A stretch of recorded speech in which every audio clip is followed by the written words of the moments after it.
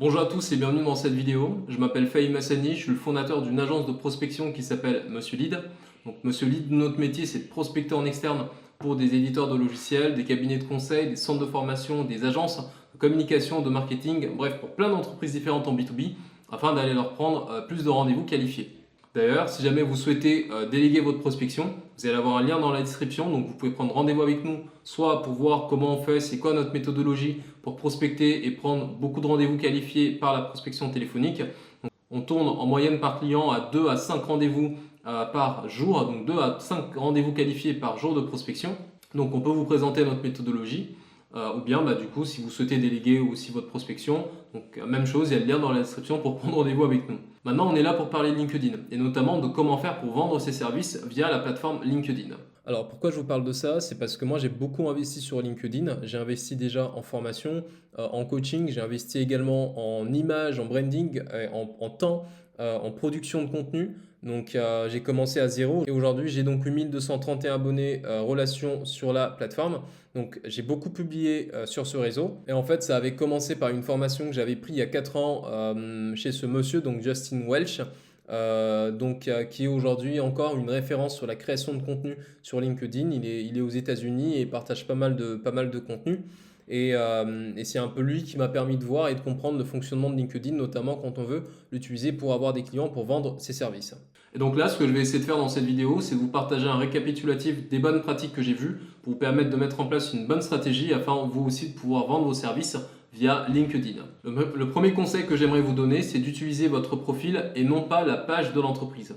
En fait, sur LinkedIn, souvent quand les entreprises vont vouloir publier, elles vont avoir la tendance de publier plutôt sur la page d'entreprise parce que c'est un réflexe qu'on a eu parce que sur Facebook, c'est sur la page de l'entreprise qu'on publie, pareil sur Instagram, pareil sur les autres réseaux. Mais la différence dans LinkedIn, c'est que LinkedIn ne met pas énormément en avant les pages d'entreprise. Ce qui est surtout mis en avant, ça va être les profils des individus qui vont concrètement publier par eux-mêmes. Si là on vient sur le fil d'actualité, qu'est-ce qu'on voit? Ok, là je vois le post d'une personne, annonce d'un nouveau post. Je défile, je vois une publicité, c'est marqué ici donc sponsorisé. Je continue à défiler, encore donc le post d'une personne, une publicité, le post d'une personne, le post d'une personne, le post d'une personne, une publicité, le post d'une personne, etc., etc. Donc en fait, jusque-là, on a vu zéro post qui a été fait par une entreprise en organique. Les posts que vous avez vus des entreprises où en fait ça a été publié sur une page entreprise, ça a été des posts qui ont été sponsorisés. Donc si jamais vous souhaitez utiliser LinkedIn pour vous mettre en avant et pouvoir donc générer des leads qualifiés et des clients, il faut que vous utilisiez votre profil, donc idéalement le profil du CEO, du fondateur, pour pouvoir donc publier sur la plateforme, avoir de l'attention des bonnes personnes et ainsi pouvoir vendre vos services et vos produits. Ce qui nous amène maintenant au deuxième point qui est la création de contenu. Si vous voulez avoir des clients, il faut que vous soyez mis en avant sur la plateforme. Maintenant, on ne va pas vous mettre en avant comme ça, il faut que vous publiez du contenu sur la plateforme pour pouvoir être bien mis en avant. Là, si vous regardez les statistiques de mon compte, là vous voyez là, sur les 7 derniers jours, il y a 241 personnes qui sont venues voir mon profil. C'est très faible et j'ai 137 impressions de posts. C'est très faible également. Pourquoi est-ce que j'ai des résultats aussi faibles? C'est parce qu'en fait, j'ai arrêté de publier sur la plateforme. Donc vous allez avoir besoin encore une fois de contenu pour pouvoir bien fonctionner. Là, vous voyez, les derniers posts remontent à il y a 2 mois. Je pense que ça doit faire même un petit peu plus. Ça fait 3 mois que j'ai pas publié sur LinkedIn. Mais avant ça, j'avais une cadence très soutenue sur la plateforme et donc ça amenait beaucoup de découvertes, de nouveaux prospects, des nouveaux leads, des contacts, du réseau. Et voilà, donc il faut de la régularité, il faut faire des posts LinkedIn si jamais vous souhaitez obtenir des clients sur la plateforme. Maintenant, il y a aussi un autre point et c'est aussi un peu la raison pour laquelle j'ai arrêté de publier, c'est que vous ne pouvez pas juste publier du contenu, il faut que vous interagissiez avec le contenu d'autres personnes. LinkedIn a un peu organisé son algorithme de manière à pousser les gens à se commenter mutuellement pour pouvoir avoir plus de visibilité. Si jamais vous faites que publier mais en fait vous ne commentez pas les posts des autres, vous allez voir que mécaniquement vous allez avoir une baisse des impressions. Ça c'est jamais dit officiellement, mais vous contactez 99% voire 100% des créateurs sur LinkedIn, ils vous diront qu'en fait quand ils arrêtent de commenter, ils ont une baisse mécanique de leur visibilité. Et il y a 2 facteurs en jeu. Je pense que le premier, c'est déjà LinkedIn qui va vous mettre un peu la pression pour interagir avec les autres. Et l'autre facteur, il est un peu plus social.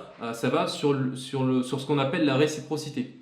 En fait, quand vous allez commenter les autres, ils vont venir vous commenter. En fait, vous allez vous apporter comme ça mutuellement de la visibilité. Maintenant, quand vous arrêtez de les commenter, eux aussi vont arrêter de vous commenter et vous allez avoir une baisse de votre visibilité. Donc c'est le jeu de LinkedIn, il faut play quand on va sur la plateforme. Et moi c'est un peu pour ça que j'ai arrêté de publier dessus parce que vous avez constamment cette charge mentale. Ok, j'ai fait mon post, mais en fait ça ne s'arrête pas là. Il faut que je pense aussi à aller commenter les posts des autres. Comme ça, eux aussi peuvent continuer à commenter mes posts et comme ça on se fait monter sur la plateforme. Donc c'est un peu ça qui est relou sur LinkedIn maintenant. Si vous êtes à fond, si vous êtes tourné réseau, si vous êtes tourné network, c'est une formidable opportunité parce que quand vous commentez les posts des autres, vous êtes aussi visible auprès des personnes de leur réseau. Donc il y a plein de bénéfices qui découlent de ça. Voilà. Une erreur que j'aimerais vous éviter sur LinkedIn, c'est la recherche du buzz et de la viralité. La manière dont on a compris les réseaux sociaux, c'est des plateformes où on va essayer de partager du contenu et le succès du contenu qu'on va partager va se juger notamment sur le niveau de viralité qu'on va être capable d'obtenir. Vous faites un post, vous avez obtenu 100 000 impressions. Qu'est-ce que ça veut dire? En fait, très bon post, c'est un post qui a très bien marché pour vous et ça vous a généré beaucoup de visibilité. Et en plus de ça, vous allez avoir beaucoup de commentaires, de likes, on va parler de vous. Enfin voilà, ça booste à fond la dopamine. Par contre, le pipeline, la transfo, les leads qualifiés, dans bien des cas, ça n'aura pas un impact aussi significatif. Pourquoi? Parce qu'en fait, mécaniquement, plus votre post va être viral et plus vous allez parler à beaucoup de gens, mais en fait, vous allez aussi sortir du cercle, de votre cercle commercial, des personnes qui sont les plus qualifiées pour vos produits ou vos services. A contrario, quand vous allez faire des posts très nichés où là vous allez vous adresser uniquement à vos clients sur des problématiques très précises qu'ils rencontrent, qu'ils connaissent, en fait, mécaniquement, ça va amener une réduction du nombre d'impressions.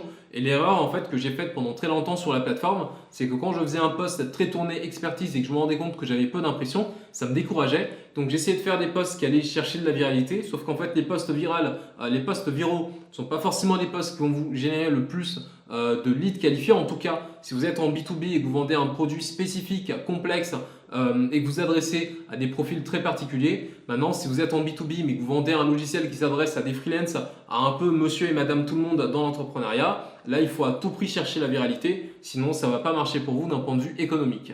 Enfin, le dernier conseil, n'hésitez pas à mettre en place des actions plus proactives parce que quand on fait de l'inbound, on s'attend à ce que les gens viennent vers nous, mais là vous allez vraiment exploser vos résultats sur LinkedIn. C'est quand vous allez avoir une approche qui combine donc inbound, création de contenu, commenter les posts des autres, obtenir des commentaires sur vos posts et également un peu d'outbound parce que quand une personne intéressante va venir visiter votre profil, vous allez lui faire un message, vous allez donc prendre les devants pour établir un contact.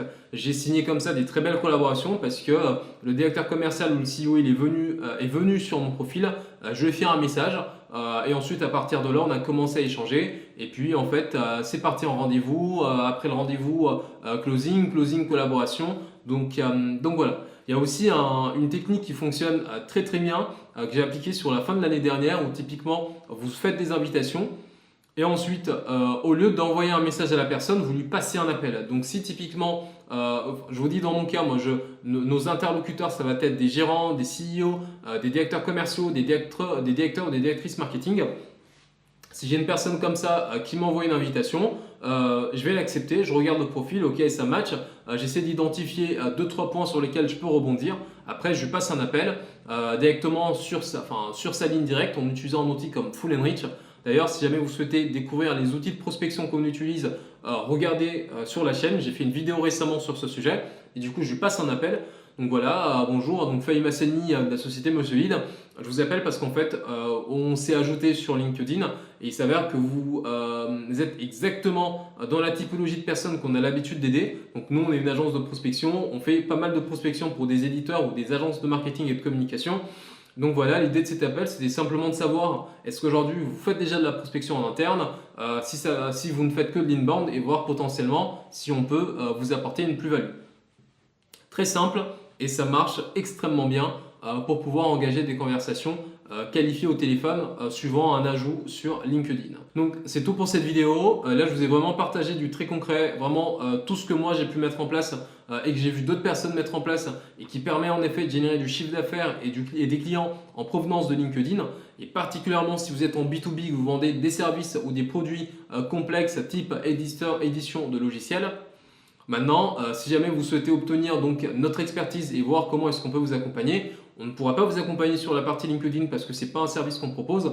Par contre, on peut effectuer votre prospection et vous permettre d'avoir plus de rendez-vous. Donc une moyenne de 2 à 5 rendez-vous par journée de prospection. Donc c'est la moyenne statistique qu'on a avec la plupart de nos clients.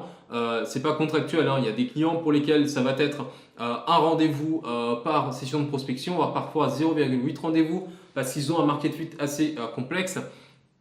Mais sinon, pour la plupart des entreprises B2B, on va tourner entre 2 à 5 rendez-vous par journée de prospection. Donc si ça vous intéresse, regardez dans la description, il y a un lien pour booker rendez-vous avec nous et comme ça on peut vous montrer ce qu'on fait et concrètement vous accompagner pour aller vous prendre des rendez-vous qualifiés et contribuer au développement commercial de votre société. Merci.